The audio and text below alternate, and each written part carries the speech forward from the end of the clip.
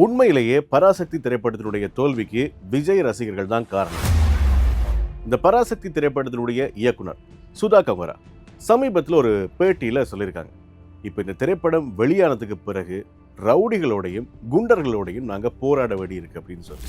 இவர் மாத்திரம் இந்த கருத்தை பதிவு பண்ணல. இந்த திரைப்படத்தினுடைய கிரியேட்டிவ் ப்ரொடியூசரும் ஒரு 2-3 நாளைக்கு முதல் இதே மாதிரியான ஒரு கருத்தை முன்வைக்கிறாங்க. அதாவது முகமறியாத ப்ரொஃபைலுக்கு பின்னால் இருந்து சொல்லப்படுகின்ற விமர்சனங்கள் அது எங்களுடைய திரைப்படத்தை பாதித்திருக்கிறது, இனி வரும் நாட்களில் இன்னும் பல திரைப்படங்களை பாதிக்கலாம் அப்படின்ற மாதிரியான கருத்துக்களை முன்வைக்கிறாங்க. யாரோ ஒரு நாயகனுடைய திரைப்படம் தேதி பின்தள்ளி போனதுனால அங்கே இருக்கக்கூடிய வன்மத்தை அப்படியே நம்ம மேலே கொண்டு வந்து கொட்டிட்டாங்க அப்படின்றது தான் இந்த 2 பேருடைய கருத்தினுடைய சாரம்சமாக இருக்குது. சரி, இந்த கருத்தை அப்படியே வச்சுட்டு இது எவ்வளவு தூரம் உண்மை அப்படின்றத பார்த்தது. விஜய் ரசிகர்கள் மாத்திரம்தான் தமிழ் சினிமாவில் ரிலீஸ் ஆகிற எல்லா படத்தினுடைய வெற்றிக்கும் தோல்விக்கும் காரணமாக இவங்க இதுக்காக சில திரைப்படங்களை ரெஃபர் பண்ணுறாங்க. வேட்டையன் திரைப்படத்தினுடைய தோல்வி, கங்குவா திரைப்படத்தினுடைய தோல்வி, அப்படியே இன்னும் சில திரைப்படங்களை இவங்க வரிசைப்படுத்துகிறாங்க. ஆனால் உண்மையை சொல்லப்போனால் பீஸ்ட் திரைப்படத்துக்கு பிறகு ஜெயிலர் அப்படின்ற ஒரு திரைப்படம் வந்தது. இந்த திரைப்படத்துக்கு எதிராக ஒட்டுமொத்த விஜய் ரசிகர்களும் திரண்டிருந்தாங்க அப்படின்றது சோஷியல் மீடியா பதிவுகள் மூலமாக அவதானிக்கக்கூடியதாக இருந்துச்சு. ஆனால் அந்த திரைப்படம் தோல்வி அடைந்ததா? இல்லை, மிகப்பெரிய வெற்றி அடைஞ்சிச்சு. இங்கே யாரோ ஒரு ரசிகருடைய சாரார் மாத்திரம் முடிவு பண்ணுறதுனால எந்த ஒரு திரைப்படத்தினுடைய முடிவும் மாறப்போகிறது இல்லை.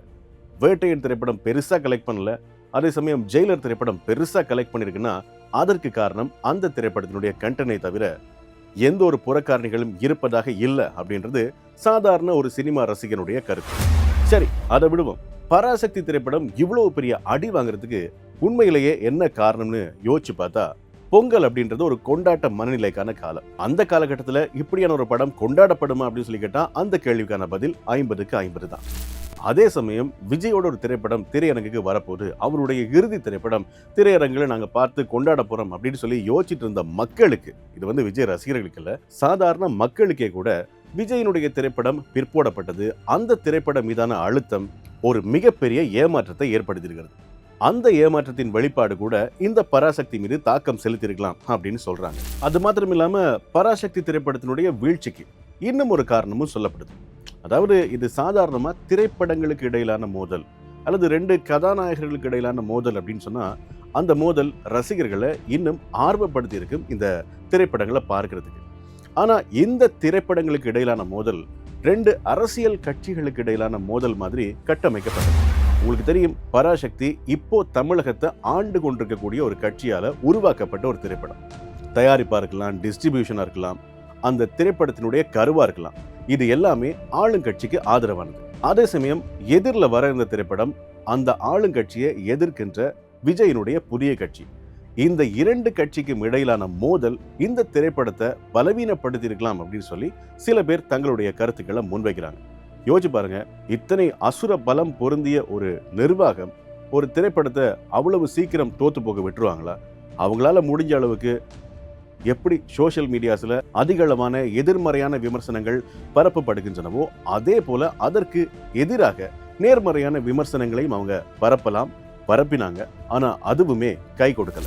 ஒருவேளை பராசக்தி திரைப்படத்தோடையே இந்த ஜனநாயகன் திரைப்படம் ரிலீஸ் ஆகியிருந்தா, சிவகார்த்திகேயன் சொன்ன மாதிரி ஜனநாயகன் திரைப்படத்தை அண்ணனோட திரைப்படத்தை பார்த்துட்டு தம்பியோட திரைப்படத்தை பார்க்கறதுக்கு வந்திருப்பாங்க, கம்பேர் பண்றதுக்கு எந்த படம் நல்லா இருக்குதுன்னு சொல்லி.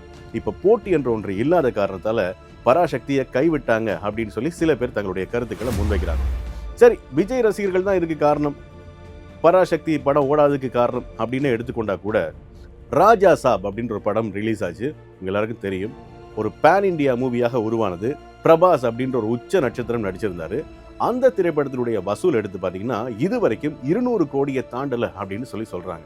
இதற்கும் விஜய் ரசிகர்கள் தான் காரணம் அப்படின்னு சொல்லி யாராவது சொல்ல முடியுமா? கிட்டத்தட்ட 150 கோடி செலவில் உருவாக்கப்பட்டிருக்கக்கூடிய பராசக்தி இதுவரைக்கும் 50 கோடிக்கு மேல் வசூல் செய்திருக்கிறது. இனி வரும் நாட்களில் வசூல் மிக மோசமாக இருக்கும் அப்படின்றது படக்குழுவினருக்கு தெரிஞ்சுதான் படக்குழுவினர் வெற்றி விழாவை பொங்கலுக்கு முன்னதாகவே நடத்தி முடிச்சிட்டாங்க அப்படின்னு சொல்லி சில கருத்துக்களை அவதானிக்கக்கூடியதா இருக்குது. உண்மைதான்ல, பொங்கலுக்காக ரிலீஸ் செய்யப்பட்ட படம் பொங்கலுக்கு முதலே வெற்றி விழா கொண்டாடுதுன்னா கலெக்ஷன் அதிகமா இருக்கணும். ஆனா அப்படி எதுவுமே வந்த மாதிரி தெரியல. ஜனநாயகன் வெளியாகல, பராசக்திக்கு கிடைச்சிருக்கக்கூடிய நெகட்டிவ் ரிவ்யூ, இதை பயன்படுத்தி கொண்டு 2 திரைப்படங்கள் திரைக்கு வரப்போது. வாவாதியார், இது கார்த்தியோடையது, தலைவர் தம்பி தலைமையில், இது ஜீவாவோடது.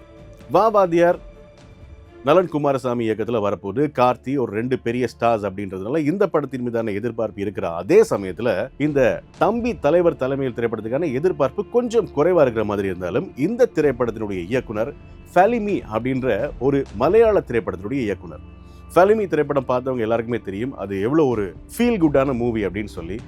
இந்த திரைப்படத்தினுடைய திரைக்கதை மிக சிறப்பாக இருப்பதாகவும் இதுவும் சிறப்பாக உருவாகி இருப்பதாகவும் சொல்லப்படுது. ஆக இதுவும் பப்ளிக் டாக் அப்படின்ற விஷயத்துல மக்கள் மத்தியில் நல்ல வரவேற்பு பெற்று இந்த படமும் அதிகம் வசூல் பெறும் அப்படின்னு சொல்லி கணிக்கப்பட்டிருக்கு. ஆக இந்த 2 காரணங்களால திரையரங்குகள்ல இருந்து பராசக்தி திரைப்படத்தை இப்போதைக்கு திரையரங்கு உரிமையாளர்கள் கொஞ்சம் ஓரம் கட்டியிருப்பதாக சொல்லியிருக்காங்க. ஆக இது பராசக்தி திரைப்படத்தினுடைய வசூல்ல மிகப்பெரிய பாதிப்பை செலுத்தும் அப்படின்ற காரணத்துக்காக உடனடியாக வெற்றி விழா கொண்டாடிட்டாங்க பராசக்தி குழுவினர் அப்படின்னு சொல்லி சமூக வலைதளங்கள்ல சில பேர் கருத்து சொல்லிட்டு இருக்காங்க. எது எப்படியா வேணா இருந்துட்டு போகலாம்.